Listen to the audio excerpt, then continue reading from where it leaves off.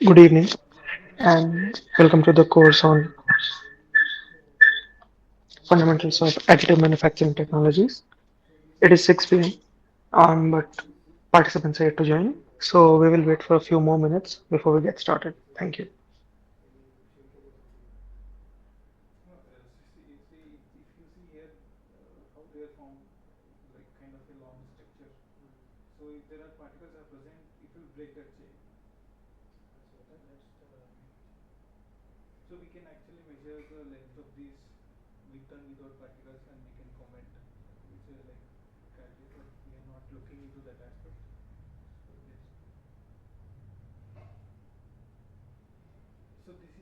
So the second thing I said, the formation of micropore. So for that, we need to study it at higher temperatures, more than 540 degrees Celsius, because that is the temperature we do heat treatment, solutionizing of aluminum. So for that, we used high temperature confocal scanning laser microscopy. So where we can actually see the micropore formation in real time.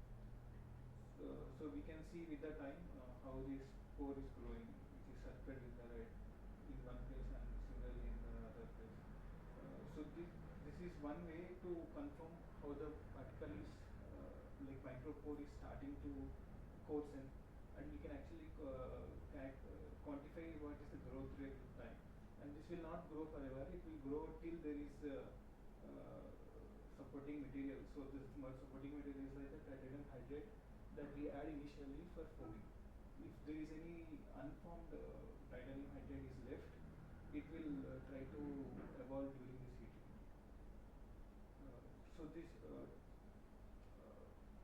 so to quantify, so this just gives a surface information, but we don't know in the total volume of the metallic foams where are these forming, what is the volume fraction of this generation of micropores. To study that, we need to do volumetric scanning, like tomography at each stage of heat treatment. So this is the conventional aging heat treatment, and this is the annealing heat treatment. So we try to see before starting of the aging heat treatment, we need to do solutionizing. So before solutionizing, after solutionizing, and then we have to quench it to adjust the structure. So, and then we need to slowly age and then cool it to the room temperature. So these are the 4 steps we need to quantify where the micropore generation is actually forming, and what is this volume fraction. Similarly, in annealing there are no steps before and after, and the temperature that is going is well below the decomposition temperature of the particle that I said, that is the titanium. So we are not actually interested in it. So before and after, only 2 steps in a annealing heat treatment. So they are the same form of 15 mm cube at different stages. So this is before solutionizing, and this is after solutionizing, and then after water quenching, and then complete annealing. It is not clear because these micropores are already present in the pores in as cast film as well before heat treatment. So once the solutionizing is done, there are small volume fraction is generated. See, this is at low porosity forms, that is 70% porosity, and this is for the 85% porosity. So when we quantify these are in high porosity things, it's around 8% increase in the volume fraction, and before and after solutionizing. So it's happening only in the area of solutionizing. So that is what we get from these pore distribution maps. So the top two shows the solution micropore distribution. So the arrow indicates the increase in the microporosity volume fraction after heat treatment. So this kind of confirms the microporosity generation during heat treatment. And at high porosity forms, this is macroporosity, the bottom two is, they are not much affected due to this heat treatment. So this is the compressive stress strain curves for aluminum foams, and aluminum foams reinforced with the particles. A3Z is the A3ZR particles. These are short form that we use to identify this. And also this is the zone where we can see the yield stress. So we call compressive stress here. And as well as we need to do unloading and as well as load to calibrate the Young's modulus here. This is the only different from the actual methods that we do. We can directly calculate Young's modulus from here, but in metallic forms we have to unload and load. The reason is we can't this during this initial elastic zone also there may be some plastic deformation, so it's not reliable. That's why we go for unload and load again, where we can have a period of elastic zone. So here it actually explains with different heat treatment how that properties are increasing. Similarly, this is with the different porosities level at as cast, annealed, and aged and annealed conditions. And the bottom figures represent the efficiency. So how efficient these foams are absorbing energy. So this is the like comment on the efficiency. So the top is the as cast, aged, and annealed. So we see an increase in the efficiency with porosity in as cast and annealed, but in aged it's the contrast. So that is what we are trying to answer using by studying this stress strain deformation. How during aging this is different from the other. It's not done yet. I'll show you once it's done. So the second part of this paper is to study the microporosity generation. So we can't actually put microporosity, exact microporosity in experimental data. So we go for numerical study, and to save the computational time, so we use this 2D form, which is the results are more or less uh, matching with the experimental results. So for that, first we need to do a uniform. So if I directly generate a random pore model with different pore distribution, so as you see in the starting figure, it's not of single size. There is a distribution of pores. So if we directly go for the distribution and add microporosity, we may not get complete understanding of microporosity, what is actually affecting it. So that's why we took a uniform distribution with a single pore size, and then we are keeping it between fixed and mold and we are trying to compensate. So these are the different models that I generated with the uniform model 60%, and we are adding porosity 10% and 20% related to the solid material here. And this is the distribution of micropores. And at the random distribution, we get bimodal distribution here. One is for the macro, and then one is for the micro distribution. And the middle one is the semi-random, and the other one is the complete random, just to see how this randomness is actually affecting.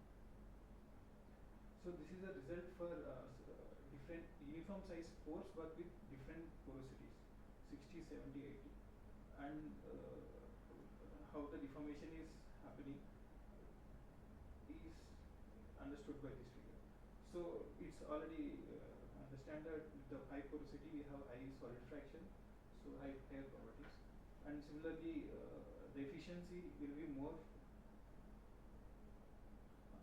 for 60, and it decreases to the 80.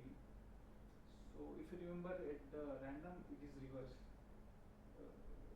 The efficiency will be higher for 80 and lower for 60. But for uniform distribution, this is reverse because of this peak in the compressive stress. I don't want to go in depth. Next is uniform pores. Now the microporosity is added 10% and 20%, and we can easily see the deformation is changing. And similarly, we have done for 70% porosity with different microporosities, 80% different microporosities, and this is the result that we got. So with the addition of this microporosity at lower forms, we see the efficiency is higher. Of course, the property will be higher, and with the higher porosities, the efficiency will be lower compared to this porosity. This is what this microporosity is doing in this. So there is some effect of microporosity on the deformation behavior of metallic forms. The second thing is to study it in the random distributions.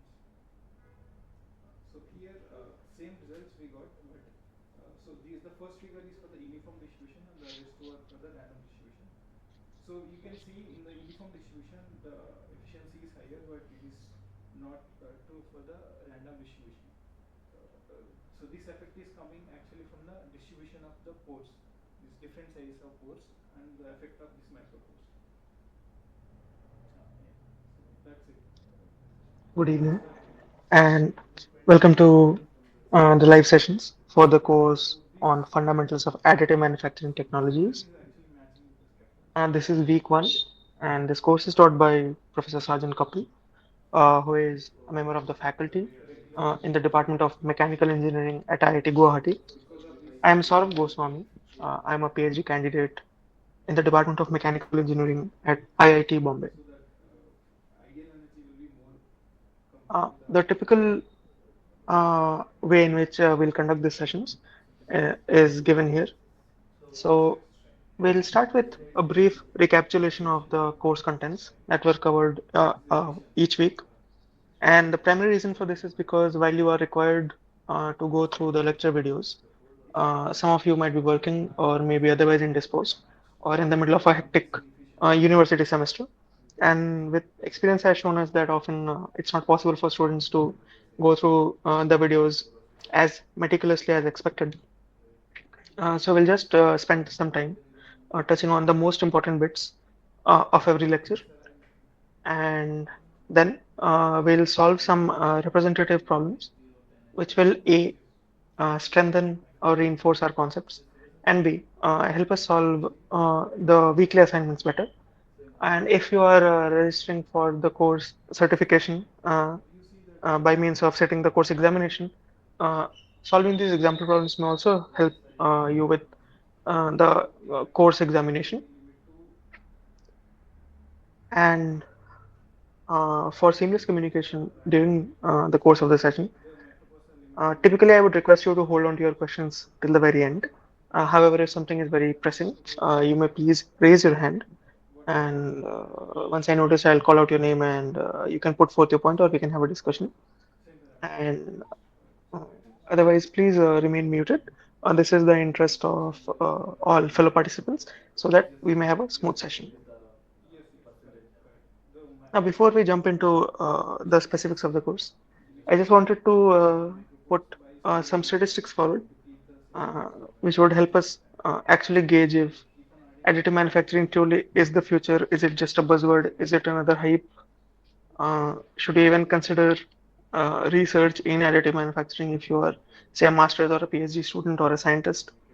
Whether you should stick to AI/ML because that tends to be the course most of the people are taking right now. So here is a plot of time along the x-axis and the metal additive manufacturing market size in billions of US dollars on the y-axis.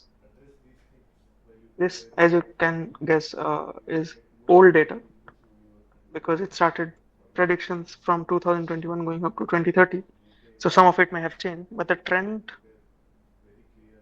is optimistic, as in we are growing from some 2.5 billions US dollar in 21 to 11.45, which is approximately four times in by 2030. So in a decade, we have four times the growth, and this might actually be true. Here we also have a pie chart of the additive manufacturing market size for the world on the left, and then we have the specific distribution of the Asian market on the right here.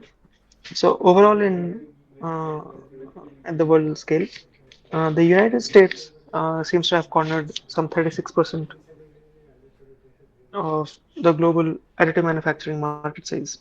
This data is from 2019, by the way, and figures might have shifted. Specifically in terms of Asia, China alone sits comfortably at the top with close to 50% of the market share. Japan has some 30%, and South Korea 10 to 12%. So we are seeing that just in this first three, we have covered close to 90% of the market. Where does India lie? India is right here at some 3 to 5%. But then again, as I said, this data is from 2019, so we might have improved.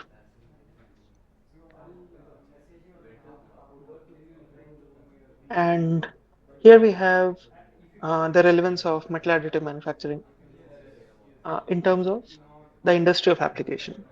So on the x-axis, we have aerospace, perhaps the most commonly cited example, automotive, healthcare, perhaps the most important, and whatever remaining others, which very interestingly also include food. because food can be 3D printed. On the y-axis, which does not have any units for some reason, we have the respective shares of each of these industries. And for the from the 2021 data represented in orange, we can clearly see that the distribution is rather evened out. Aerospace still occupies the lion's share, but only by a little margin, and that between automotive and healthcare is well balanced. By 2021, however, as the plot in blue shows, we may expect a for the additive manufacturing market size to rise considerably.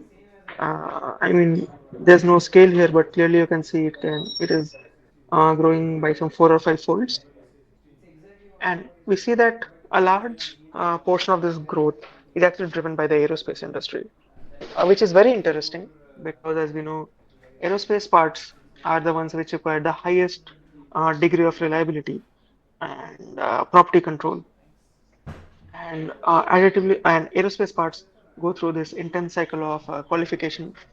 Uh, Alloys are being developed over decades.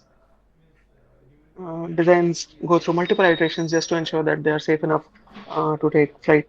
Whereas your typical additively manufactured part uh, will have pores, will have poor dimensional control, and in the as printed state will generally not be suitable for aerospace industries still.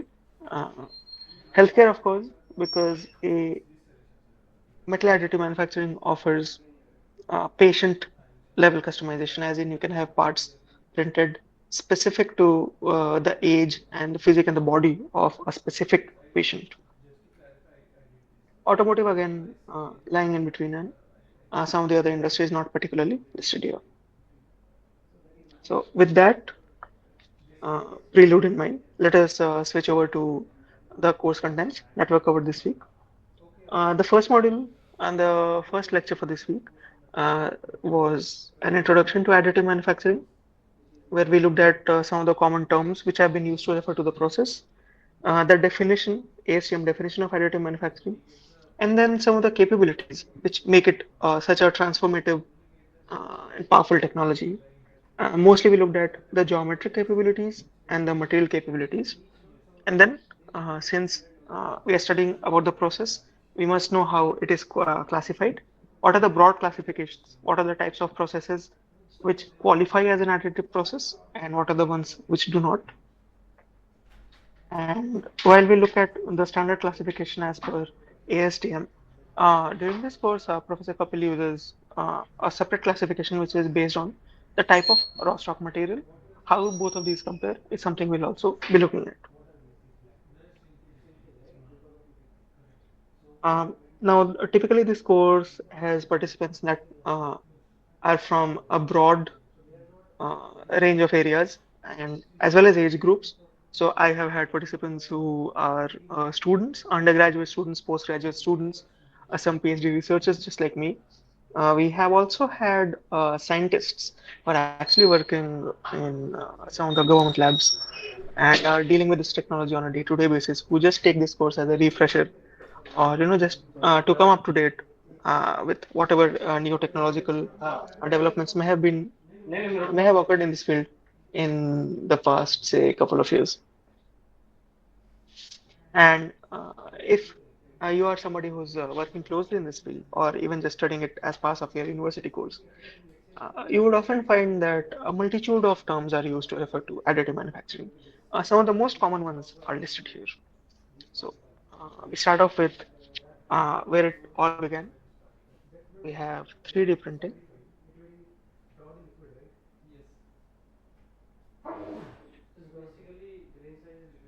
three-dimensional printing. Uh, Even today, when I am asked, what do you work on? If it's to a non-specialist or to a non-expert in the field, I refer to it as 3D printing because this is perhaps the most familiar term, which is used to refer to additive manufacturing. The context behind this term is that printers already existed. We have had dot matrix printers since at least late 1900s. The only difference is that those printers used to print on a piece of paper or in two dimensions in a plane.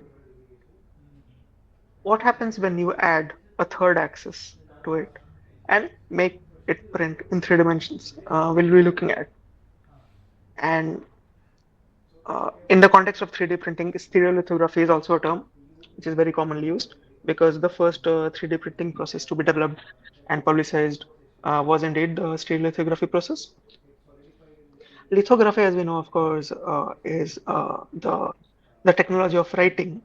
And when you add the term stereo to it, just like in a stereo microscope, you are just adding a third dimension of depth.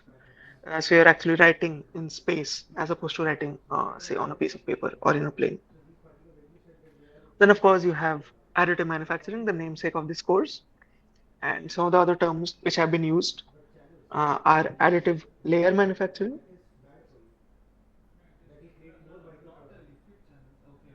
or additive digital manufacturing. Now, some of the terms or phrases are common.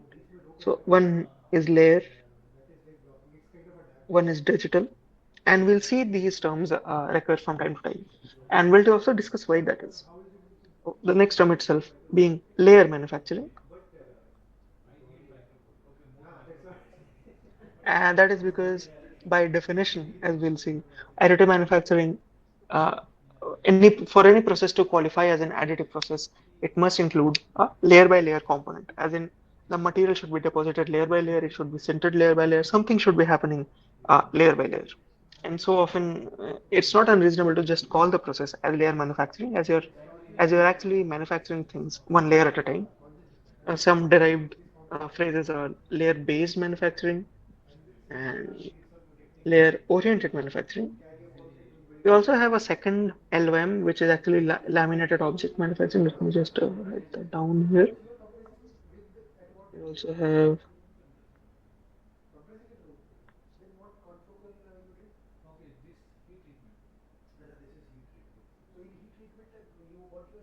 which will also be abbreviated as LOM. So we should be careful not to confuse between the two terms. Then there is solid freeform fabrication, which is also the name given to, I think, some of the popular conferences on additive manufacturing. The reason for this is uh, freeform typically refers to the flexibility in design that you have with a 3D printing process, uh, uh, and the way that you can seemingly print things in thin air. Then there's digital manufacturing because a large component, almost I would say 50%, sometimes even more, of the entire 3D printing cycle is actually digital. You would not really be printing, rather, you would be sitting in front of a computer, figuring things out, finalizing your designs, making clever changes, verifying them over several iterations, orienting it properly, trying to minimize say support structures, uh, trying to ensure that you retain your dimensional accuracy while minimizing print times. And so, since most of it is digital, it has also often been referred to simply as digital manufacturing because now computers have a far larger role to play, just even beyond just numerical control. And one of the terms which took off seemingly early, but seems to have faded now, is rapid prototyping or rapid tooling or rapid manufacturing, also referred to as direct manufacturing and direct tooling. And the reason for this is because one of the first applications of additive manufacturing was actually to make prototypes. So people who work in product design or product development would know that one of the steps in the design or development of any product is actually making a prototype and then testing that prototype under representative conditions to see if it fulfills the intended purpose or not. One of the first functions or applications of 3D printing was in rapid prototyping. It was rapid because, you know, as we will see, you could use the same machine to build prototypes with varying and very different designs.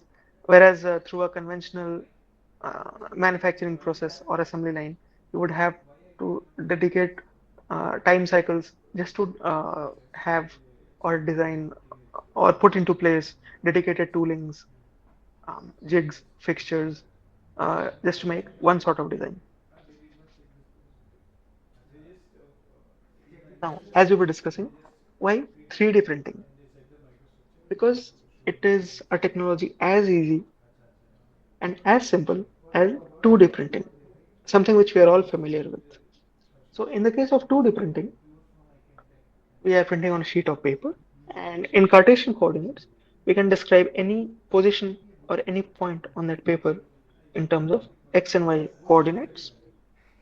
The deposition head, uh, such as it may be something which dispenses binder, like an inkjet machine, or it can be something like a laser printing machine in which we can have a moving laser which inscribes on the paper, but it prints on that XY plane. What if you add a Z axis to this, such as the case here? So say here we have the X and Y axis attached actually to this deposition head here. People who have worked with such fused deposition modeling machines might already be aware, but as you can see, there are these cross rails which can actually move in the X and the Y directions. And the table here, which is this one right here, is free to move up and down. And so the z-axis here is attached to the table, whereas the x and y-axis are attached to the deposition head. With this simple, clever change, now you can seemingly make things in 3 dimensions.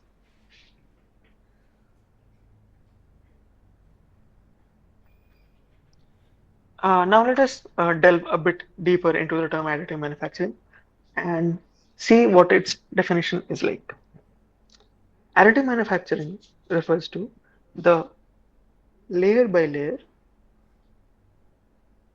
fabrication of 3 dimensional physical models directly from computer aided design. It is an automatic process of manufacturing objects such as parts, prototypes, tools, and even entire assemblies directly from their CAD models, as we saw, without the use of any cutters, tools, or fixtures specific to the object geometry. Let us try to break this definition down and see what it's trying to say. First, of course, is the layer by layer fabrication paradigm, which we have been discussing. And, and for any process to qualify as an additive process, it must construct or manufacture an object in layers. So at one instance of time, it will only be working on a single layer of that object. The models which it manufactures must necessarily be from a computer. In fact, for a process to qualify as additive manufacturing, the manufacturing cycle must start with a CAD model, which should be digital. Now, the process is automatic and it is geometry agnostic, as in you do not need specific cutters or tools or fixtures to hold a job, which may be specific or designed for the particular geometry of your object. It is agnostic, and that is the advantage of the process because without making any changes to the assembly line, without using or adding any new cutters or tools, or without designing new fixtures, you can just press print and have the object ready. All the planning, uh, all the thinking goes into the design aspect. Of course, that is saying once the print parameters have been optimized for a particular material. Some of the major processes are outlined in the flow here to the right. The first part, and also the one which occupies the most time, is pre-processing, where you design your CAD model. So this will have, say, have you'll have to design your CAD model, you'll have to tessellate. Tessellation, as some of us might know, is the process of covering a surface with a given shape. The reason for this is shown here on the left. Say we want to manufacture this sphere given here. However, from a 3D printing perspective, printing this exact sphere may be a challenging task. What can we do? We can simplify it. Simplify it how? By the use of these triangles. In this second figure here, we see these series of triangles which are well defined and well connected. Something similar to, say, a mesh, which some of us who work in, say, a finite element or a finite volume method may be familiar with. And the reason for covering this 3D surface with these triangles, also called tessellation, is to simplify the geometry, because now from a well-defined curve in 3 dimensions, you have a surface which is defined entirely by triangles. And these triangles are not curved, let us be aware. They are in fact planar, and each triangle by itself is planar. And it is only by the assembly and assortment of all of these triangles in 3 dimensional space that we are trying to approximate the curvature of the actual geometry. So what we will print will always be an approximation. It may be a very good approximation and very close, but it will never be the exact geometry that we started with. Unless, of course, that geometry is very simplified, as in, say, a cube or a cuboid. Even then, there will be certain effects, such as rounded corners. But leave it at that. Uh, uh, the next step in pre-processing is something called slicing. And slicing comes up because, again, there is this paradigm of layer by layer. How will we have these layers? By slicing the object. So continuing with our example of the sphere, we see that here we see this black series of black say rectangles which are intersecting with the tessellated geometry, and each intersection of this black layer with the tessellated sphere is a layer. And during the printing process, what will happen is we will be depositing material or binder or scanning with some energy only for the geometry which is relevant to this layer.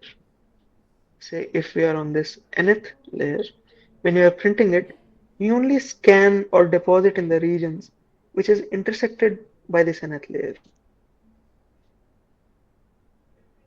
And since we are depositing some finite amount of material, that material will occupy some height. Ideally, it will be the same height as we have kept between these layers. And once we have finished depositing or in somehow constructing, manufacturing the material in this layer, the machine head moves up or the bed moves down, and we go on to the next layer. So at any given time, we are only concerned or working in a single layer. That is why it is called a layer by layer process. And to have those layers, you must slice through our tessellated geometry. Another part is concerning supports. What is the need for supports? So let us examine this from a commonplace example that most of us would have encountered. So on the left here, we have the example of a water tank. This water tank is typically constructed out of cement and concrete. And the structure of this tank is such that, say, typically it will have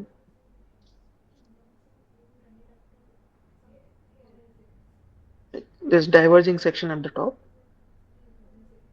and then maybe another cylindrical area, and this region here,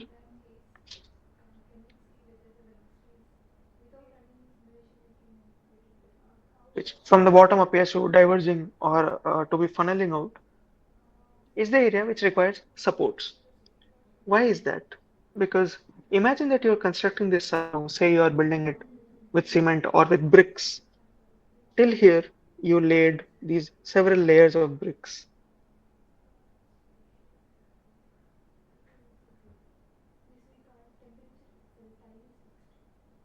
Now you want to build this next layer. So you can place one extra brick here to have a small amount of divergence. But what if this angle is very large? What if the next brick you want to place has to be this much hanging out of the previous layer? It will simply fall off because there is nothing supporting or balancing or opposing its weight under gravity. So we use these support structures, which in the case of the water tank construction to the left is the use of bamboos to form a bamboo scaffolding, which will hold the material in place until it say solidifies or hardens up, or the structure becomes self-supporting and strong enough to hold on to its weight. Similarly, in the process of additive manufacturing, while we are depositing these layers, often the material will be in a molten state or close to molten state, and it will be flowing. And unless it is supported, there will be no opposition to the flow of the material under the action of gravity, and it will tend to flow away. To hold it in place, to support it, we must use support structures. However, we are still sitting at our computer where we are planning all of these things, doing all of these processes, and once our design is ready, we transfer it to the machine, say over some wired or wireless communication network, or even just take our design in a pen drive and plug it into the machine, load it, and then actually build the part. The building process itself, depending on the size of your part and the printing parameters, the capabilities, the resolution you're looking for, can take anywhere from, say, an hour or under an hour to days. Say, if you're building just in your benchtop 3D printing machine, some cube or a Rubik's cube, which has a small size, it can be finished in a matter of hours and it will be ready to use right off the plate. However, if you're building parts which are suitable for rocket engines, typically they will be of the meter scale. So you have parts which are 2.5 meters, 3 meters high, even more, as some of you might have seen from Falcon and SpaceX. It will take days, and often you might have, say, multiple deposition heads, or you might stop the process in between. But yeah, it will take a long amount of time. And then you have the post-processing cycle, which is typically required, but not always. And some of the common post-processing processes which must be undertaken are breaking of the supports. However, in case you were very clever, you printed your design such that you could minimize or totally eliminate the need for supports. Or in case you were just printing a very simple geometry just for research purposes, which did not have any overhangs, you will not need this step. Otherwise, breaking away supports can be done through mechanical means, which is just a very fancy term of saying breaking by hand in the case of polymers, and say cutting or selective machining in the case of metals or other hard materials. It can be chemical, where, say, because of certain clever design choice, such as the use of a weaker material for the support structure, or a lower density for the support regions, or by some other clever means, you have a scenario where the support structure or the support material is vulnerable to chemical attack by some reagent, whereas the actual building material or the main material is not. And so you can selectively chemically etch away or chemically attack the support structures and remove it. And then there is the finishing process, because um, your end requirements, being an engineering part, will be very tight and very specific. However, what you print with a 3D printing process need not adhere exactly to those finished requirements. So you undertake a second cycle, you build the part, and then you take a finishing or a super finishing cycle, say to achieve the required surface roughness, Or say if you have some holes into which some powder might have gotten in, you get rid of it by ultrasonication or some other means to ensure that your part actually meets the design specifications. At the bottom here, we have an understanding of what the term overhang means, which I have used previously in the context of support structures. You have a substrate, which is say also often called a build plate.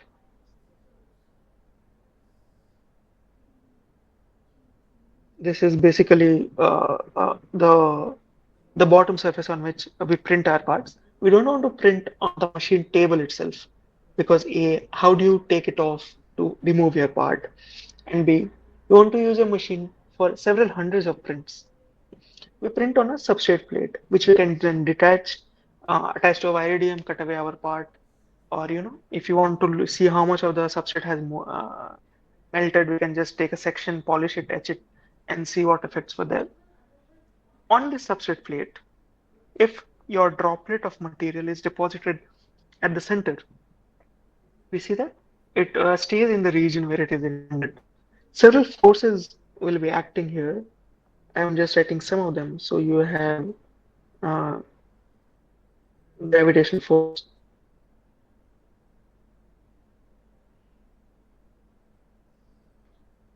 you have the normal reaction from the substrate plate, you have surface tension effects, since we're dealing with liquid materials here, molten or semi-molten, and you also have friction. Of course, depending on the process, there may be other factors such as recoil pressure in keyhole mode powder bed manufacturing setup. But typically, these will be the ones. And if the material is deposited near this edge of the substrate plate, we see that now some of this part right here is unsupported. This part right here. And depending on the overall net effect of all of these forces, whether surface tension is able to pull up this material and keep it from falling away, whether the friction at this substrate interface and substrate and material interface is very strong and is making the material flow only along the substrate rather than detaching and falling off. The material may still remain on the plate and not fall off. Of course, you will have this bulge on the surrounding. But if a lot of it is deposited over the substrate, then there is a large overhang, which basically means that a lot of the material now is unsupported. Most of it, in fact. And so surface tension alone may not be sufficient, or friction alone may not be sufficient to keep supporting it. And this material will fall off and solidify elsewhere. That is why overhang considerations are very important.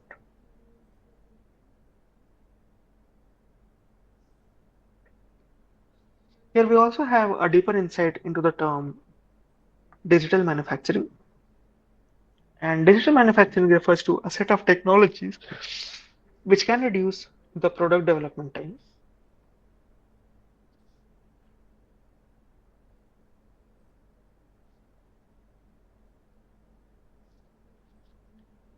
and the product development cost, as well as these processes are capable of addressing the need for customization, increased quality, and faster response to the market. Let us try to examine how digital manufacturing can actually reduce the product development time. The reason is, as we said, in a typical product development cycle, you would have several iterations of, say, designing, then design verification, then prototyping or proof of concept building. Then you check whether this satisfied the end requirements or not. You find that no, some design aspect went wrong. You design again, you prototype again, you go through several cycles of this, then you finalize a product, then you design the assembly line, you design the toolings, job fixtures, you train your personnel into manufacturing a particular product of a particular design, And then even later during the design cycle, you may find that some aspect of it is unplanned, or you are getting some negative feedback, say regarding the aesthetics of the design, or some part not functional, or some joint was not designed right and somehow it was missed. You have to redo the whole process from scratch. In a digital manufacturing setup, all of your design is in your computer.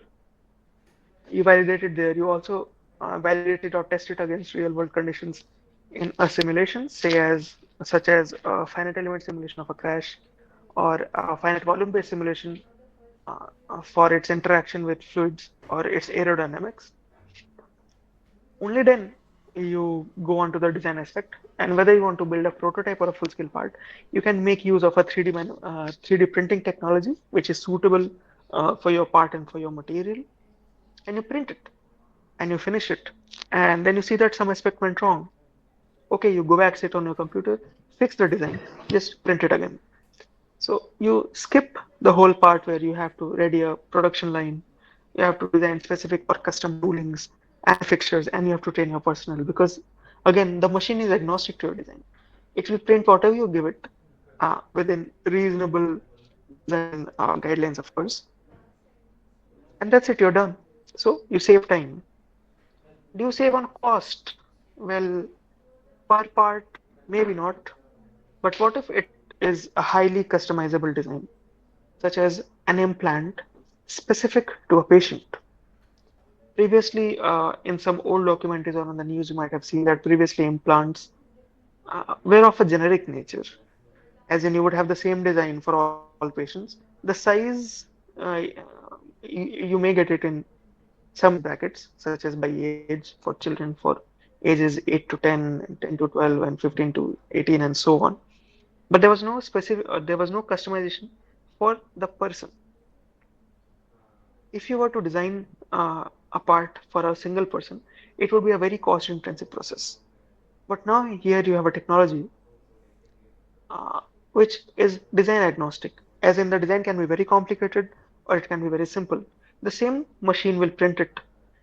The amount of time may be variable, but then again, you're not really having to make any further investments on the machine or on the printing technology. It addresses the need for customization, as we just discussed. Product quality uh, is a debatable term because, as I said, typically an additively manufactured part will have some extent of pores. It might have some defects. However, quality can also have other meanings, as in, are you able to print multi-materials? Can you combine two materials, three materials in a single part? Can you have custom cooling channels? Can you have through holes where you desire them, even for very, very big and deep parts? Yes, you can. So you can have more quality. And the faster response time to the market comes from the fact that all you have to do is just go back, sit on your computer, modify your design, and you're ready to face the world again. You also have this product development cycle from additive manufacturing method, which of course Professor Kapil has discussed in great detail.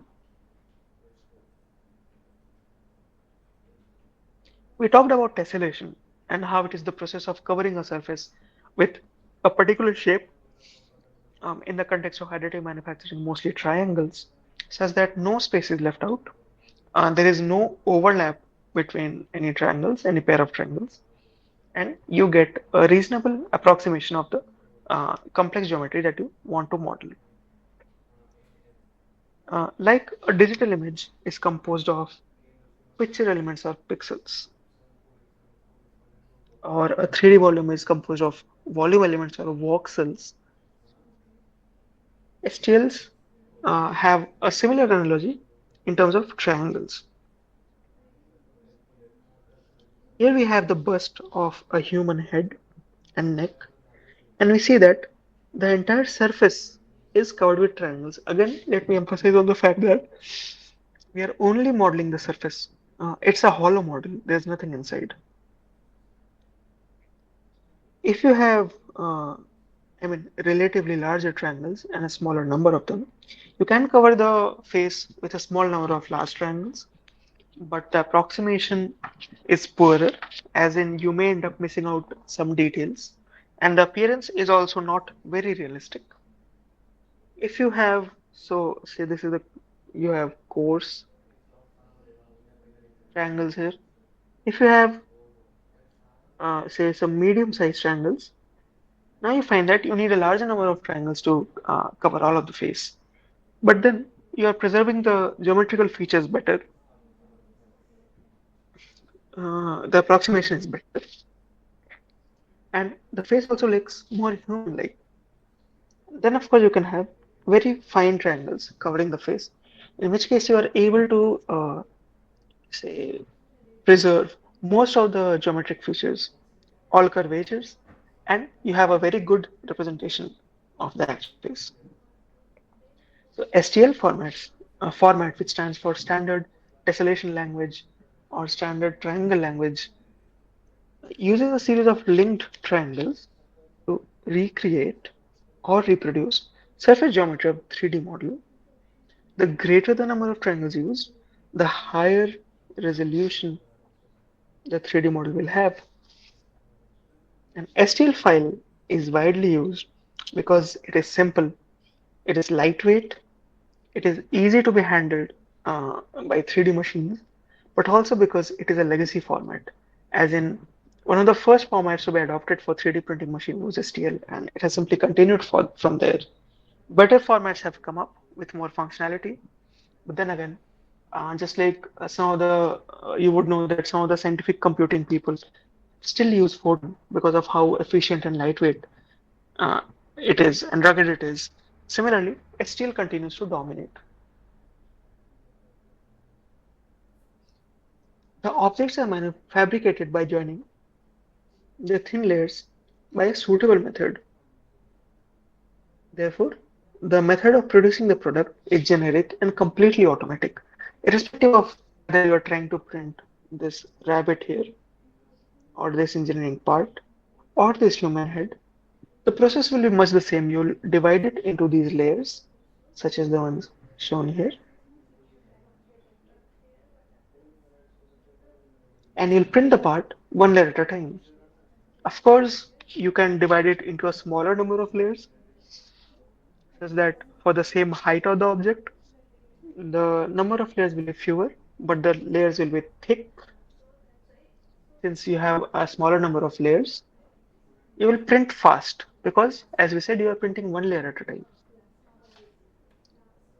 But then, while it may be suitable for things like the foot of the bunny here, which does not require a lot of geometric accuracy or even scale, you lose features or resolution in a curved region, such as the back of this bunny. On the other hand, you can decide to have a very large number of layers.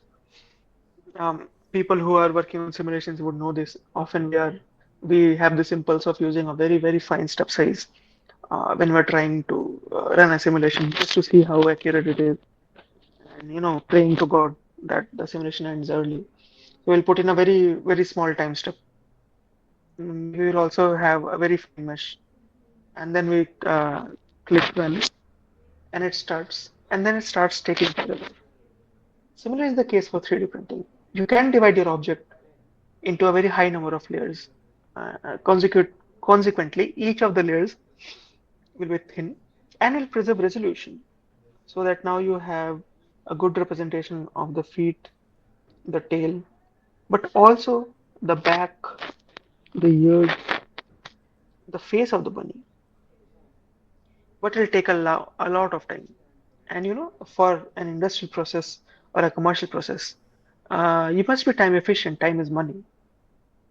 So often it is wise to adopt a hybrid strategy where you have thick layers for regions which do not have very complex geometry, or where you can afford to compromise, and then very fine layers for regions with curvature.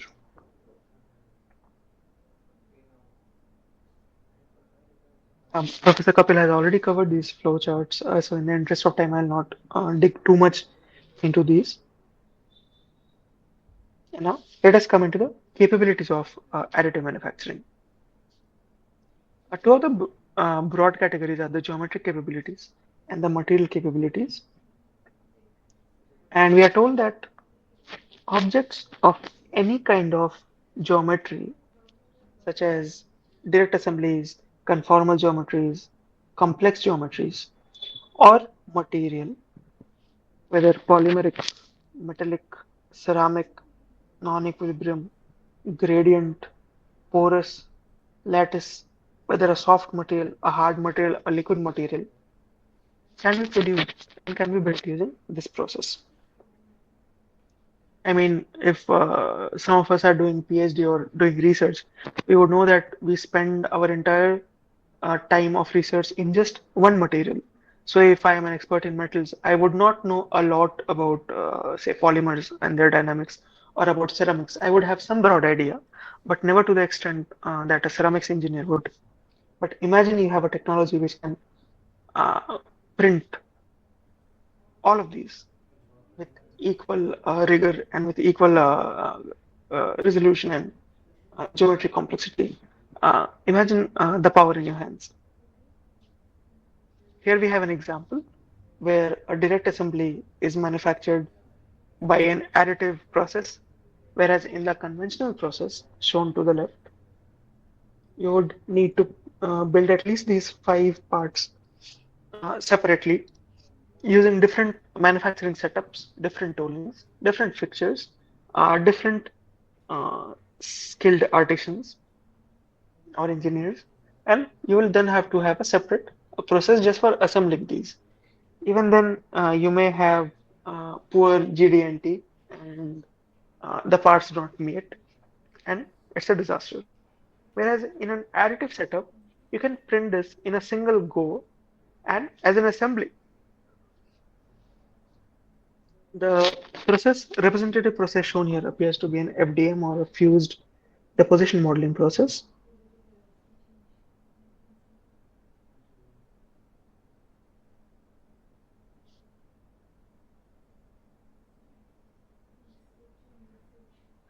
It shows how this entire assembly can be printed in a single go.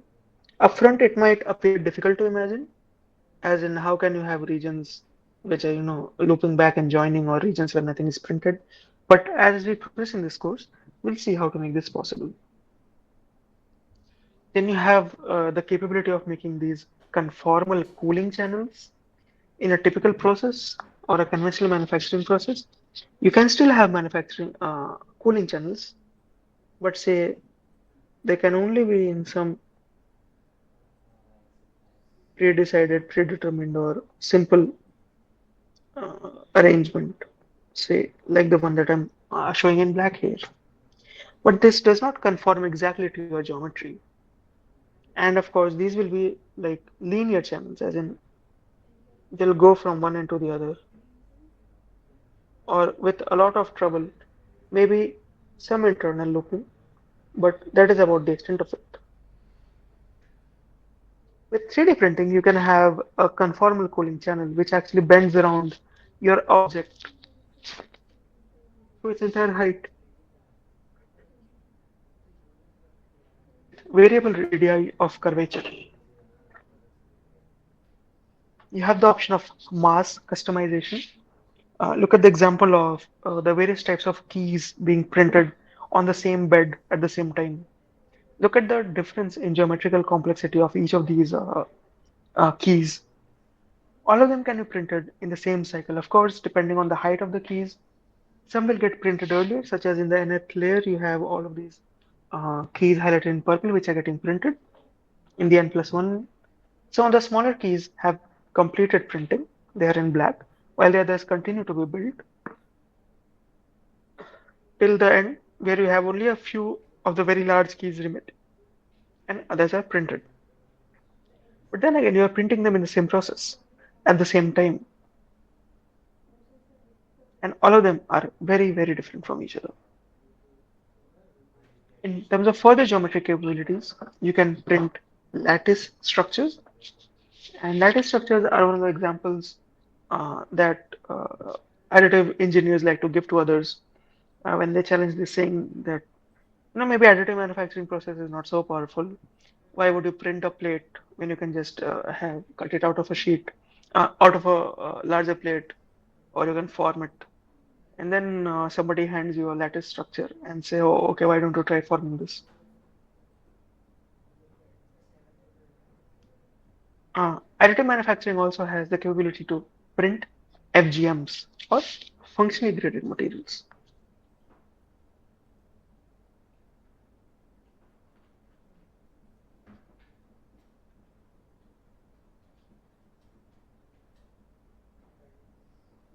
Now, FGMs are when you take some parameter such as density, hardness, microstructure, uh, magnetic properties, the material itself as a spatial parameter, and you vary it within a part to suit some function or to achieve some function. And since this way you achieved a grading of that particular property within a part, it's called a functionally graded material. It's a biomimetic concept, as in it is inspired from nature. And we have a typical example of a human bone shown here. We see that the outside of the bone is hard. Then, as you move radially inwards, you reach this compact or cancellous bone, which is actually partially porous. And then you reach the center where the bone marrow lies, where it is entirely hollow. So there's a variation of density or the variation of porosity along the bone as we move radially inwards. Thus, it has some functional gradation. As we were discussing, AM is suitable for printing a variety of materials, metals, non-metals, polymers, composites, ceramics, construction materials, biomaterials, and as I mentioned in the beginning, even food materials. Again, alloys, very well known, pure metals, metal alloys, high entropy alloys, magnetic alloys.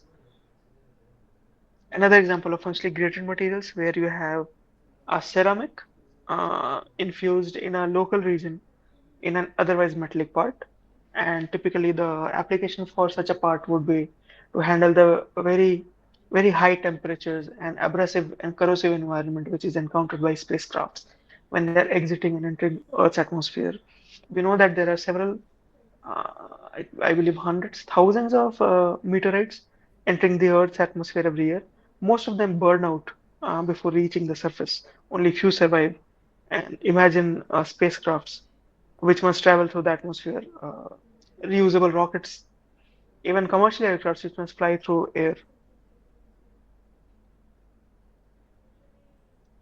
We can have colorful parts, and here the color is going all the way through to the bulk of the material. It's not just a surface effect.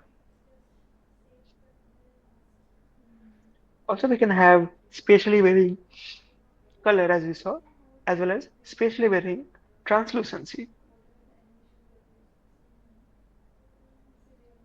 Now, as per ASTM, all additive manufacturing processes are classified into seven types, being vat photopolymerization, material jetting, binder jetting, material extrusion, sheet lamination, powder bed fusion, and directed energy deposition. We'll just have a quick schematic of each of these processes and try to understand what is going on. This is a vat photopolymerization process in which you have a vat or a tub which has resin. You have this build plate or stage.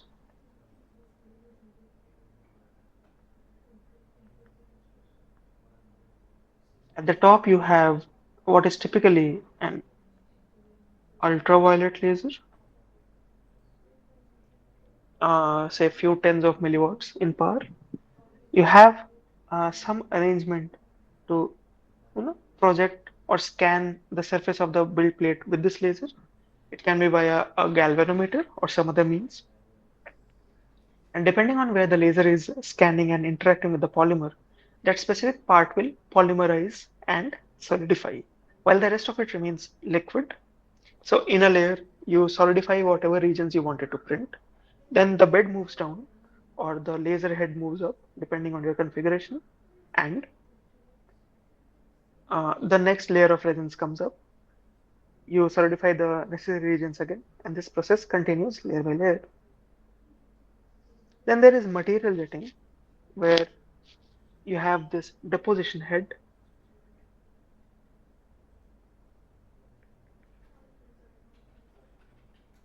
which is selectively dispensing material uh, onto a bed or a build plate. And then with these blue rays is some curing arrangement, say like a UV laser or something else, which is scanning alongside the deposition head, trailing the deposited material and curing it in place. And you're building the part layer by layer. After each pass, the stage moves up or down depending on your configuration, typically down because here the material must flow under the action of gravity. And you're printing the part.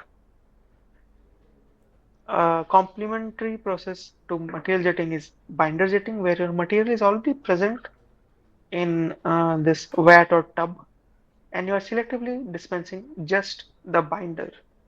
What can be a material and binder combination? Well, as Professor Kapil cited in his lecture, cement and water is a good example. So you can have a layer of cement coming in. You dispense water only in very local regions where you want it to solidify and harden up, and then you have a fresh layer of cement coming on top. How do you have this layer of cement come in? How do you spread it? What are the dynamics? We'll see as we progress through this course. Then there is material extrusion, where you have these two filaments, one in red and one in black, which were available in the form of these spools of wire being fed into the deposition head. You would typically have a resistive heater here,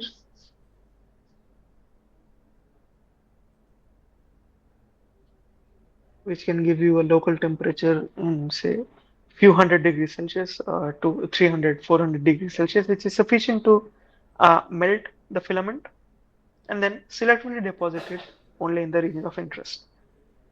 Here you have two colors, filaments of two colors. They can be two different build materials, or one may be a support material and the other a build material. The support material can be weaker or selectively chemically vulnerable for easy removal afterwards. The next process is an interesting one, sheet lamination, where your raw feedstock is actually a sheet of metal. You have this roll of sheet from which material is given out, and it comes on top of the build stage, where again you have some arrangement like a laser as shown here, which scans the surface of the sheet, prints or removes the desired geometry. Say you want to print something like a star, and the rest of the sheet is then rolled forward and taken up by this other roll. But what happens with this cut piece? Does it stay around like that? It is connected to the previously deposited or previously cut pieces, either by the action of some, say, thermal glue, which will get activated under a specific temperature, or some pressure activated glue, so you can have a rolling pass in between, or some such means. Typically, all sheet lamination processes are hybrid in nature because, as we'll see, the additive manufacturing process should not have a subtractive setup, a subtractive step, but this one does. So, by definition itself, all sheet lamination processes are not strictly additive, but more hybrid.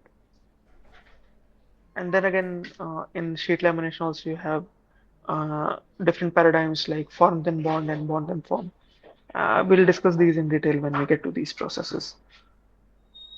One of the most frequently encountered, very well studied and reported, and very useful process of 3D printing is the powder bed fusion process, where you can have very good control on resolution. We have A reservoir of powder, for instance, let us say that the reservoir here is on the left, and you'll typically have a sink, or sometimes you can have reservoirs on both sides, and the sink arrangement can be different. Where the powder is already placed, you spread a fine layer of this powder on the build area. The layer thickness, of course, depends on your requirements. What is the sort of resolution you're seeking? What is the print time available to you? Once the layer of powder is spread out, a laser beam scans over the surface and selectively sinters or selectively melts only the regions of interest, fusing the powder particles together, melting them in the process. Once a layer is printed, the next layer of powder is spread on top. And the last process in this classification is, of course, directed energy deposition, something that I work in. In this example, you have this wire being fed to the DAD machine, and you have a laser or an arc on top, which then melts this wire and deposits it in place to form the part. Often, a DAD machine may simply be a welding torch or a welding setup which is retrofitted on top of a CNC machine to build the parts. Now, while the DAD machine might not have the geometric tolerances or the dimensional accuracy of a powder bed fusion process, it has the advantage of higher build rates. And we'll look at the comparative advantages and disadvantages of this process as we proceed in this course. In this slide, we have a summary of all of these processes, and we see that this categorization is actually made uh, in the direction of increasing energy consumption. Wet photopolymerization uses lasers, which are, as I said, in the have power ratings in the range of milliwatts, whereas for powder bed fusion processes, you're typically using lasers of 500 watts or less. Whereas in DED setups, it is not uncommon to encounter lasers which have powers in the range of say 4 to 8 kilowatts. For the purpose of this course, however, as I mentioned, we'll be following a classification based on raw feedstock, liquid, solid, and gas. And this is where the processes fall under. For liquid feedstock, we have photopolymerization and rapid freezing. For solids, we have sheet or laminated object manufacturing, powder, and wire. Now, let us quickly move on to the second lecture for this week, which dealt with CAD models for additive manufacturing. We were introduced to solid modeling concepts and how these concepts apply specifically in the context of additive manufacturing. And we were also apprised with certain aspects of the STL file format. What is a solid model and what qualifies as a solid model? So, solid models are complete, valid, and unambiguous representation of the objects. By definition, a complete solid is one which enables any point in space to be classified relative to the object, as in whether the point lies inside the object, whether it lies outside the object, or whether it lies on the object itself. A valid solid does not have dangling edges or faces, and an unambiguous solid has one and only one interpretation. It is not subjective. The completeness and unambiguity of a solid model can be attributed to the fact that its database stores both geometry, as in, say, the dimension of its various regions and aspects, and the topology, or how these various geometrical features are connected or linked to each other. Here we have a very good example of the relationship between geometry and topology and how they may be different. So, on the left, for both figures, the length The line segment marked as L1 has the same length. Same for L2 and L3 for both cases. The semicircle or the semicircular arc marked C1 has the same length. It has the same radius of curvature, and so they have the same geometry. However, when we look at the point P1, we see that in the top case, P1 is lying outside the shape, whereas in the second case, P1 is lying inside the solid shape. So they have different topology. In the second case, again we see that the line segments L1, L2, and L3 in both figures have the same length. Uh, the semicircular arc C1 and the radius of curvature r may also be the same. In this case, P1 is lying outside the shape in both cases. So they have the same topology. But as we see, because of the different angles between these lines, they have a different geometry. In fact, to make this geometry possible, some of the line segments such as L1 or the semicircular arc C1 may have different length for the two cases. So we see that in the case for the right, the two shapes had the same topology or same linkages or relationship between the various aspects, but different geometry or different dimensions. Some of the popular methods for representation of solids are listed here.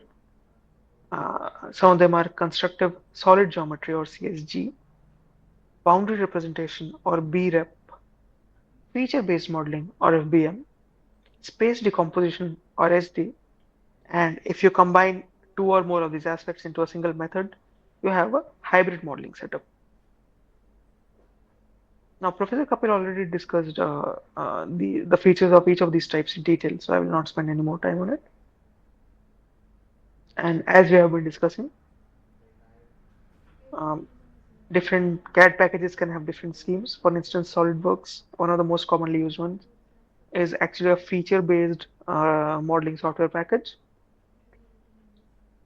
Uh, However, most of the computer-aided process planning platforms for additive manufacturing require the solid model of the object in the STL format. And we saw that is because it is very lightweight, it is versatile, it has backwards compatibility. Now, what is the origin of this STL file? It comes from the word stereolithography itself, ST and L. Stereolithography, as we were discussing, was the first commercial AM process produced by 3D Systems, an American company, in the early 1980s. STL stands for Standard Triangle Language or Standard Tessellation Language. It encodes a surface geometry of a 3D object using the concept of tessellation, which is defined as the process of tiling a surface with one or more geometric shapes such that there are no overlaps and no gaps. A common example from our household can be tiled walls or tiled floors. We also have similar examples in the pictures to the right here. STL falls under the boundary representation paradigm, and it approximates the model surfaces by connected series of triangles. It does not, however, contain any information related to either the color, the texture, or the density. And so we see that it is just a boundary representation. It is lacking in information. An STL file describes a raw, unstructured triangular surface by representing each triangle by a unit normal and three vertices, ordered by the right hand rule as shown here. We have points P1,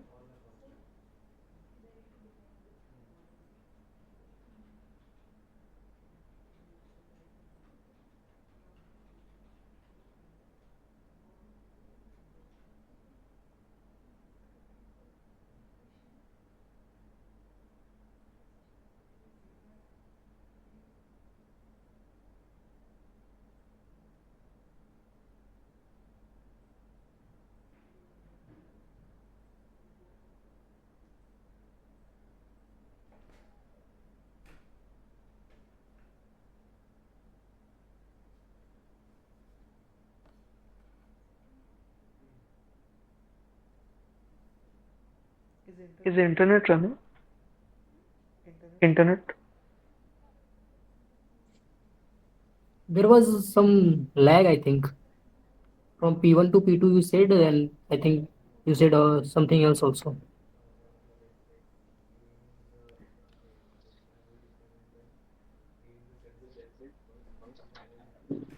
Thank you. I think I'm connected. Thank you very much. Yeah, it was some internet issue here at IIT. Yes. So I was saying that in NIST, the way you represent these surfaces is by these triangles. Each point is described by each triangle is described by 3 points. The points are ordered counterclockwise so that if we go from one point to the next by the right-handed rule, the direction of the thumb will give us the direction of the surface normal to the triangle. Now, any surface can have two normals, one which goes outwards and the other which goes inwards. We are interested in the outward going normal, which in this case is defined as the direction in which no material is available.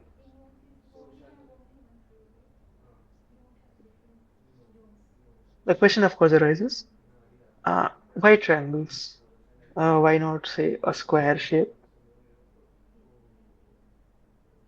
Here are some of the interesting features which make a triangle specially suitable for a tessellation process.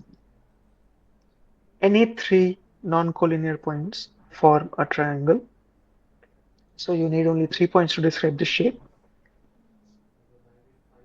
Every triangle forms a unique plane. Triangle points cannot be part of two planes, which saves us from the trouble of dealing with multiple solutions. This is the common reason why camera tripods have three legs. That is because they are stable on any surface, even on slightly undulated surfaces. It's why some of the older stools and tables used to have three legs, which made them stable. However, because of poor load distribution, we later switched to four-leg arrangements. And any surface can be broken down into triangles. Any two-dimensional shape can be broken down into triangles. However, triangles can only be further broken down into other triangles. So we can see that triangle in some way is an ideal unit structure for tessellation of surfaces. And the way we mathematically represent such a triangular surface for our digital manufacturing paradigms is uh, by using determinants and the sign conventions or representation shown here. We'll discuss this in more detail with examples, so I don't want to go over it right here. And we also have the representation of STL files. Typically, if you save them as an ASCII format, which is a user readable format, open it in an application like Notepad or Notepad++. This is the information that you will see. You have the name of the file. You start with the unit vector in the direction of the facet normal. Then you have the information about the three vertices going in a counterclockwise fashion. And then you have the next facet. Finally, when all the facets are described, you end the file with a end solid command.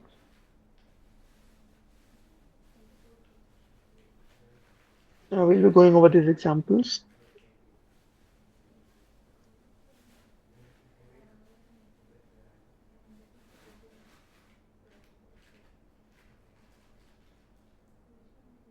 The other file format for STL representation is something called a binary file, which is a machine readable file.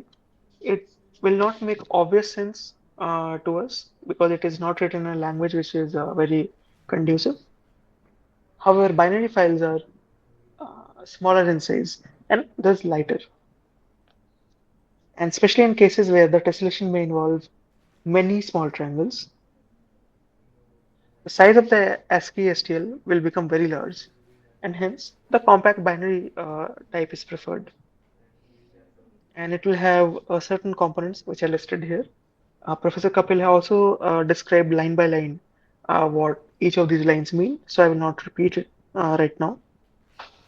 And as we discussed with the example of the human bust, your resolution will depend on the size and consequently number of elements that you're using to tessellate the surface. Even for an STL file, depending on whether you're using a large or a small number of triangles, the resolution and the geometrical accuracy that you can represent will differ. The STL approximation of a part is by tessellated triangles, therefore, it is a represent trade-off between accuracy and the number of triangles and consequently the size. The larger the number of triangles, the larger the file size because you're having to describe more aspects, more number of vertices, more number of facet normals, and so on. Some of the quantifiable parameters which help us decide the resolution of a print are discussed here. One of them is chord height, which is defined as the maximum deviation between the designed part and its STL representation. It is shown here. In green, you have the actual representation of the part. In black, you have the STL representation. And the maximum perpendicular height difference between these two is what is known as chord height. Of course, smaller the chord height, better the approximation and better the resolution. If the right tolerance is chosen, the printed part will look smooth. And some of the recommended values are given here. It is recommended to set the tolerance between 0.01 mm and 0.001 mm. This results in good quality prints, and going below this is not really helpful because 3D printers do not have that sort of resolution.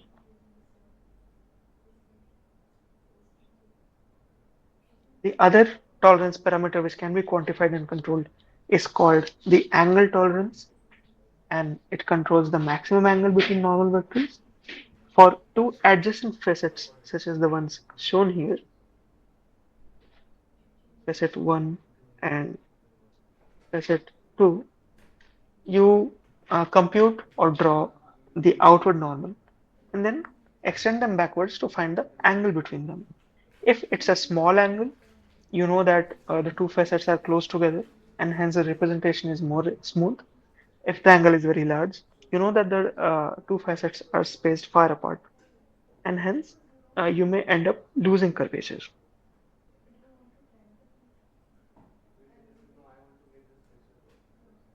There are certain topology rules and mathematical errors which Professor Sarjan has described again, and I will not repeat them. We'll just take a short break here for 5 minutes or so, and then we'll get down to solving some representative exercise problems.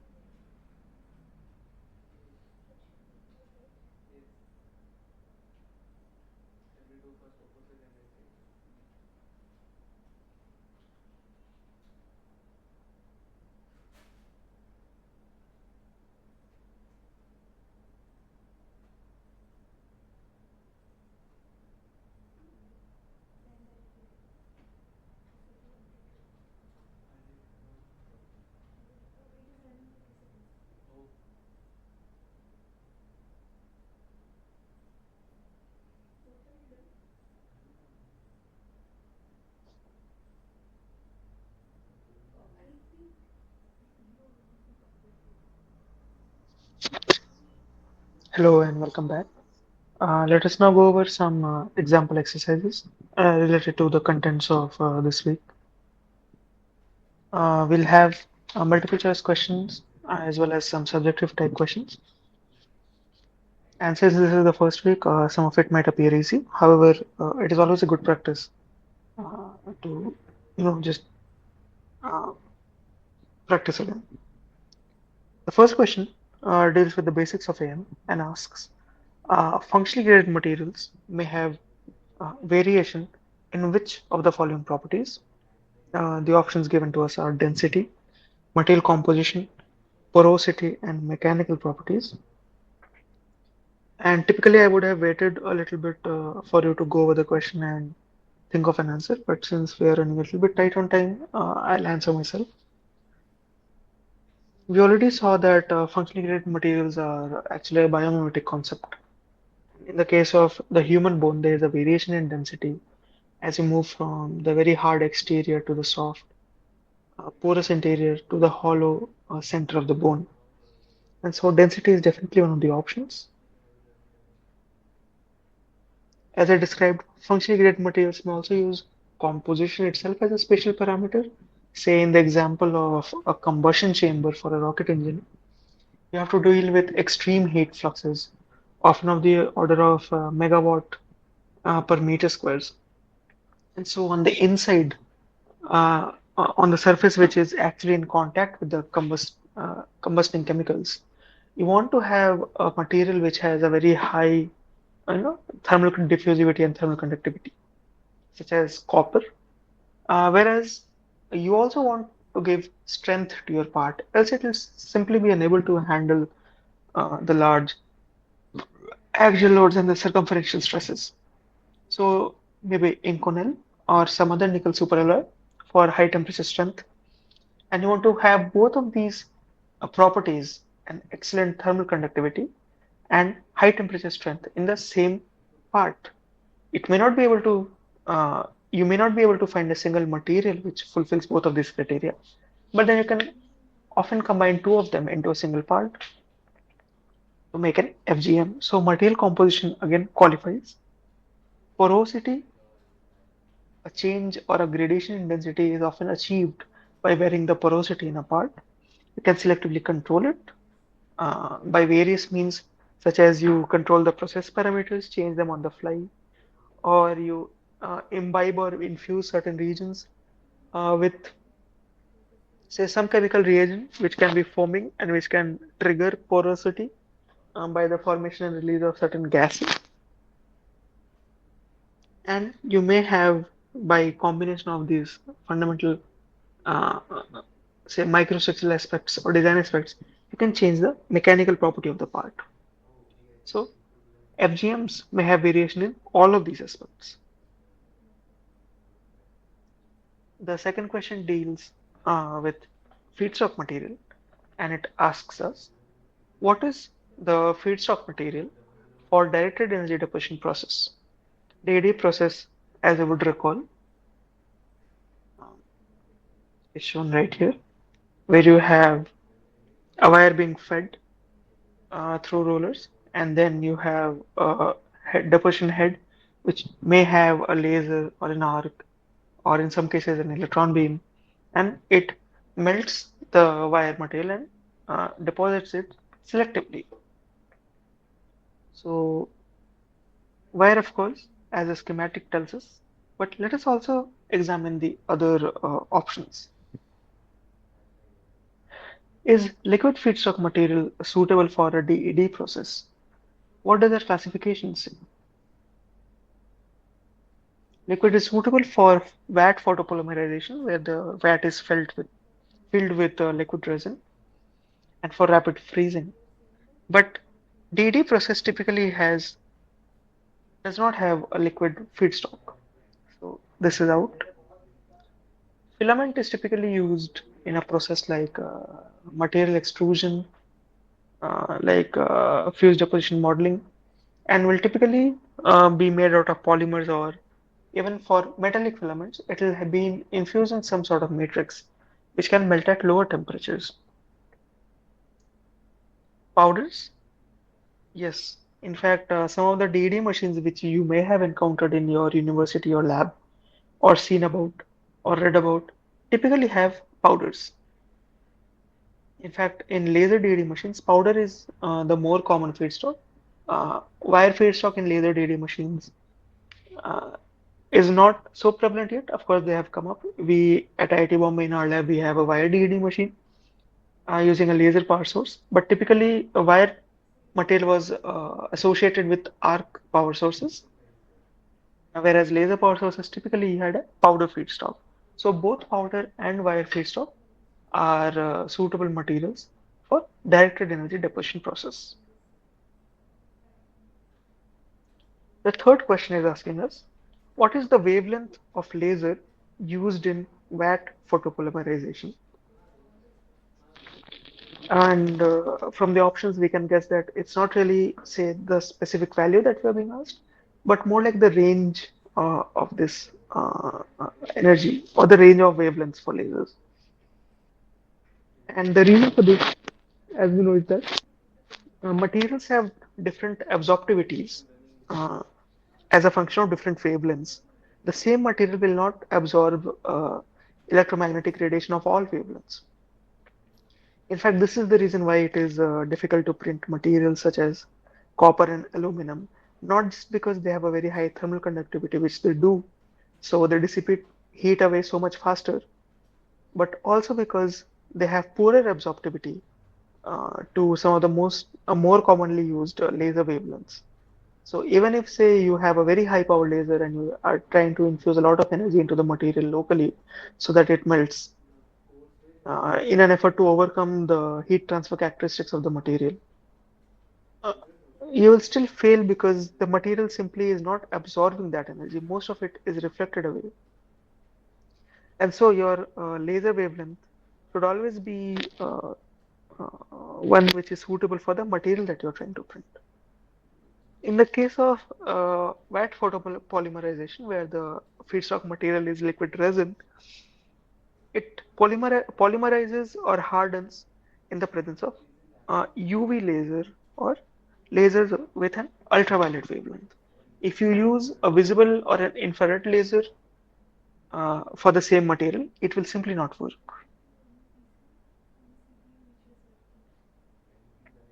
The next question is, which statement is correct with regards to additive manufacturing and conventional manufacturing? We spent the better part of the last 90 minutes talking about additive manufacturing and its capabilities and features and how uh, it already is the next big thing. But how does it match up to our conventional manufacturing processes, which at least I, as a bachelor student, studied about during my courses? And here are some statements which are trying to highlight these differences. So, A, is additive manufacturing capable of fully replacing conventional manufacturing? B, is additive manufacturing a complementary process to conventional manufacturing?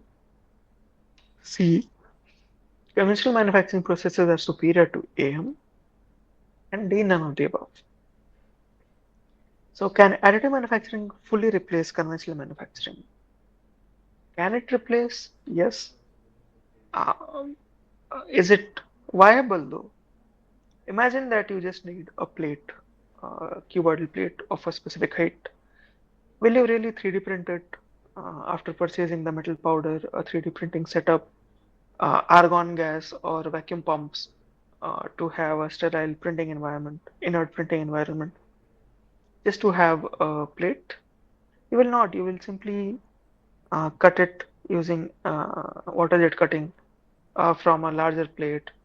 I don't know, like form it. So it will never replace conventional manufacturing. Not when you want high volume production with minimum customization, simple geometries. The costs will simply not be justified. Does that mean that conventional manufacturing processes are superior to AM? Again, how do you conventionally manufacture a lattice structure? How do you machine conformal cooling channels into a block? There are ways, but are they easy? No. Is it always possible? Of course not. So conventional process manufacturing is in no way superior to AM. If neither is superior to the other, it can only mean that additive manufacturing and conventional manufacturing are complementary to each other, as in both have their specific application areas, and what decides the suitability of one process to an application area. It will, of course, be, say, your requirements in terms of what material you are trying to process, what are the tolerances that you're looking at. Is the geometry complex? Are you looking for customization for a small volume of prints? And of course, the primary deciding factor, budget. It is easy to say compare and experiment with multiple types of processing methods inside the lab. But what about a commercial industry? What is the type of capital that you have? What is the skill available with your workforce? What power consumption are we talking about and its cost? What is the feedstock that you are trying to process? These, among many others, are some of the factors which will decide whether a certain part is suitable to be built by conventional ways or by an additive route. The next question, question 5, is asking us to check whether each of the processes given will qualify as an additive manufacturing process. We have directed energy deposition using a powder feedstock here as shown, optical lithography, and investment casting. We are already familiar with directed energy deposition. I'll just zoom into optical lithography and investment casting so that you can take a better look and linger here for a couple of seconds.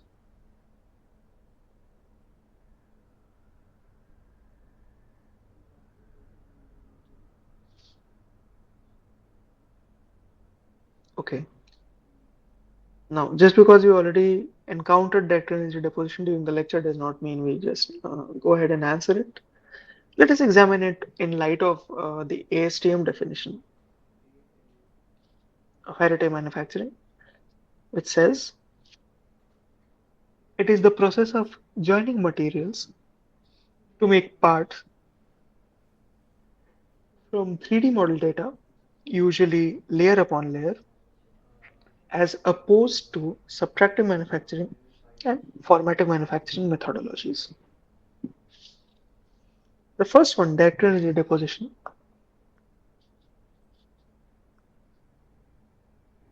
we assume we started with a 3D model, of course. That's not given to us, but it's a reasonable assumption to make. Is it being built layer by layer? So I'm not sure about the resolution of the image here, but you can make out these layers that have been printed. And there is, so it appears to qualify as a additive manufacturing process. So DD, yes. Second is optical lithography. So we have this substrate or build plate,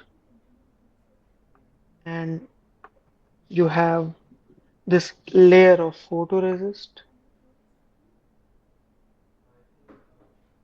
So layer by layer, yes. And then you put on the mask, you have this exposure by some form of energy, in this case ultraviolet rays, and you end up with this layer built. In the next layer, of course, you may, further put another layer of photoresist.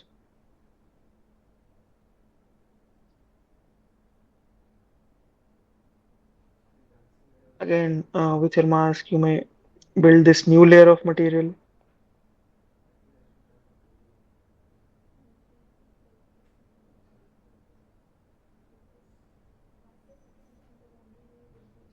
And continue. So does that make this an additive process? Or what are we missing? The definition says it should not have things similar to a subtractive manufacturing or formative manufacturing methodologies. In the case of optical lithography, uh, we do put an entire layer of photoresist and we selectively cure it. Then we get rid of the uncured regions. How do we do that? It is by chemical etching. So all of the photoresist, which was say here,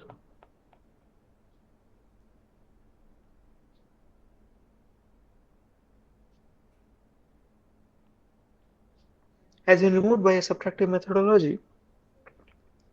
So it does not really qualify as an additive process.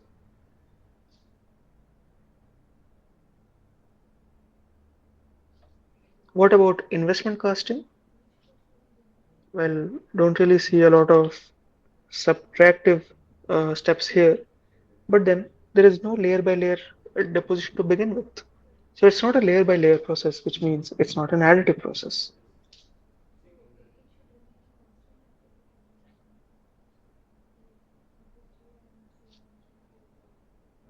The next question is, what is a viable strategy to avoid support structures during additive manufacturing?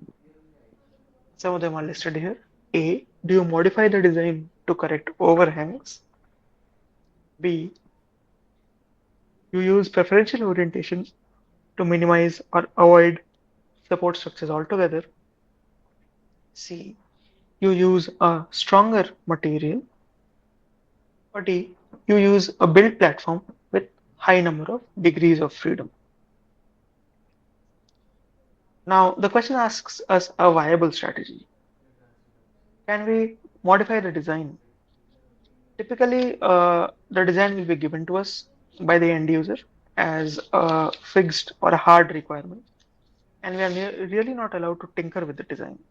If it's for our own experiment, why not? But if it's a commercial print, typically you're not allowed to tinker with the design, so you may not be able to modify the design.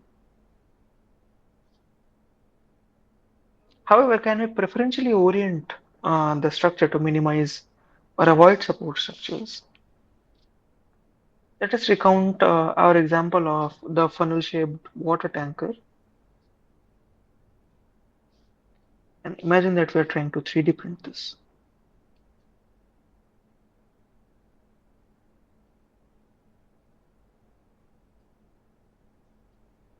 If we recount, these are the regions with overhangs and consequently the regions requiring support structures.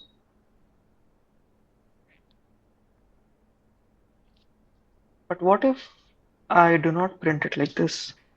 What if I simply invert the structure?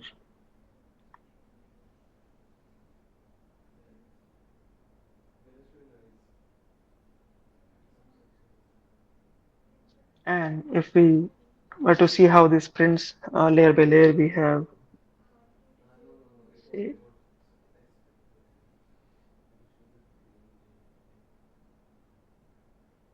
we will not have the exact curvature, but something similar to a staircase.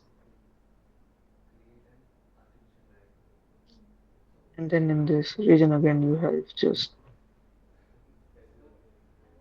these straight layers. Sorry for not adhering to the exact geometry of the build, but you get the basic idea. There is no longer any need for support structures. So for certain geometries, a clever change in the build orientation may be enough to minimize, or in some cases even altogether avoid the need for support structures. Will using a stronger material work? I mean, instead of printing it with a polymer, we print it with a nickel superalloy. But then again, material is also often specified by the end user, and we are not really allowed to tinker with it. And even if we could, we would still need support structures because it is a property of the design of the geometry and not a property of the material. Can we use a build platform with a high number of degrees of freedom? Yes, we can. And in the course of these sessions, we might just see a few examples where using a build plate with a high number of degrees of freedom can subvert the need for support structures. The next question is asking us, in which of the following scenarios would additive manufacturing be preferable over conventional manufacturing processes? When we have a low volume with a need for high customization, that is correct, such as in the case for patient implants, where there is very high customization because you need patient-specific implants, and the volume of such production will always be low because typically per patient, you will only require one type of implant. Is AM suitable for high volume, low customization production? No, for the reasons we discussed, because the costs would simply not be justified. Is AM suitable for complex shapes, lattice structures, and the like? It is. And is AM suitable for a scenario where the requirement is to have a low cost of production? No, because inherently additive manufacturing requires higher capital to set up, both in terms of the machine, the feedstock, the power consumption, the training or skilling required for your workforce. So if saving costs is a priority, then additive manufacturing is not the first process you would opt for.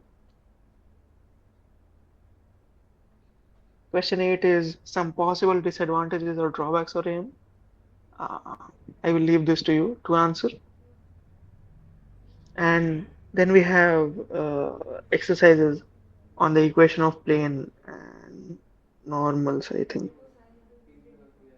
It's already 8, so we'll cover some of these questions in the next lesson. Let us just quickly complete the MCQ type questions.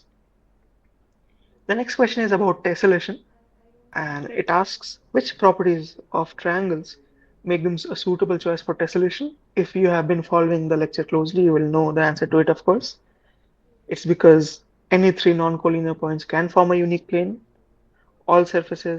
Any surface can be broken down into triangles and fully tessellated by it. A triangle can only be further broken down into other smaller triangles, and so all of the above options are correct. And I was curious about this tessellation process, so what I did is I just dug up some research, and it might also occur to you the question of whether any shape is suitable for tessellation.